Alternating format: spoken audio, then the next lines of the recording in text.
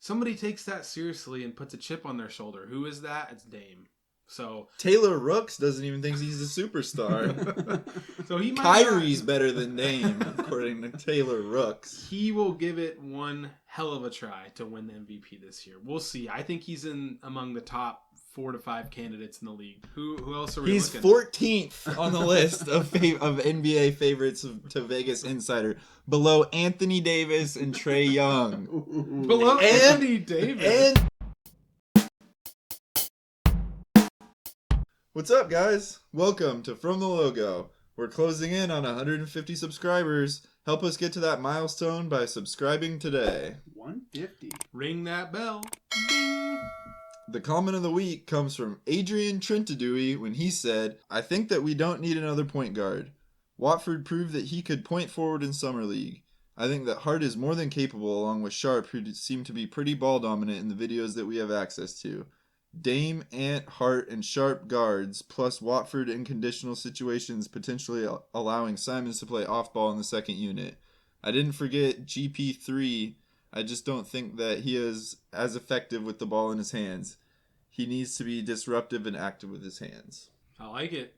There's a lot of playmaking from players other than guards, and Watford is definitely one of the primary candidates. I think Winslow, too. I think he's the guy that we missed in our last video talking about some of the backup ball handlers. He's definitely a playmaker.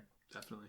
One thing is that it does say in the comment about Sharp, from the footage we have access to. Yeah. We just haven't gotten to see him very much Don't yet. have very much Hopefully, access. he can bring the ball up the floor. He hasn't done it in a couple of years. We'll see. He has potential. In high school he did. Yeah. Today we're starting a series of videos previewing the NBA awards for the upcoming season. We'll start by making our case for why our very own Damian Lillard will win the Maurice Podoloff Award, which, as every NBA fan knows, is the MVP award. Did you know? I'm talking to you. I'm going to keep my case short and sweet. Dame's going to win the MVP this year. Here's why. Have you guys seen him play? He's pissed off. You know he's going to be pissed off. He's going to come out there, drop, 50 on people's heads all season. He's had a whole season to rest. We've never seen that before. This guy plays with an abrasion the size of a softball near his junk all season and still can hold his own with the rest of the league. That's gone now. He doesn't have a softball in his junk. Guess what that means? It's over. It's Dame time. MVP. I don't need to say anything else. You guys have seen this channel. You know he's going to win. I think we're going to see a whole season of Dame just like we saw him last at full strength when he had the best NBA playoff game ever offensively and in a loss, but we don't need to talk about that part. But I think we're going to see a whole season of that. I think he's going to come out with that kind of efficiency, that kind of intensity, and yeah, I think he's going to win the MVP, or he's going to make a real run for it, and I'm saying he's going to win it. I can't help but compare Damian Lillard to another good point guard out there on the West Coast, 3-point shooter, Stephen Curry. And the last time that Stephen Curry took a season off, what did he do the next year? He came out and Torch City. He went off. He was back to his old self. Maybe played the best basketball he's ever played. And I think we're going to see the same thing from Dame. Give him a year off. He's the type of guy who's not going to fall into a slump. He's the type of guy who's going to get healthy, refine his tools, refine his ability to attack. Mm-hmm. He has a better team around him than he's had in years, I think. He's going to have more chances at shots, more chances at creating without CJ also in the backcourt. Obviously, you got Simons, but maybe he can be more of a distributor to Simons. Over here in Rip City, we're used to one thing, and it's being slept on. You already know. If you live in Portland and you read the news, you know what's going to happen. They're going to predict the Blazers to finish outside the playoffs. Somebody takes that seriously and puts a chip on their shoulder. Who is that? It's Dame. So Taylor Rooks doesn't even think he's a superstar. So Kyrie's better than Dame, according to Taylor Rooks. He will give it one hell of a try to win the MVP this year. We'll see. I think he's in among the top 4 to 5 candidates in the league to win the award this year. And if we know one thing about Blazer fans, it's that they're going to be chanting MVP probably just about every time he steps up to the free throw line this season. And yes. I'm here for it. Yes. I'm here for it. I'll be chanting right along with you. Who else are we He's looking 14th on the list of NBA favorites to Vegas Insider, below Anthony Davis and Trae Young, below And- Anthony Davis? and Devin Booker, and Kawhi Leonard.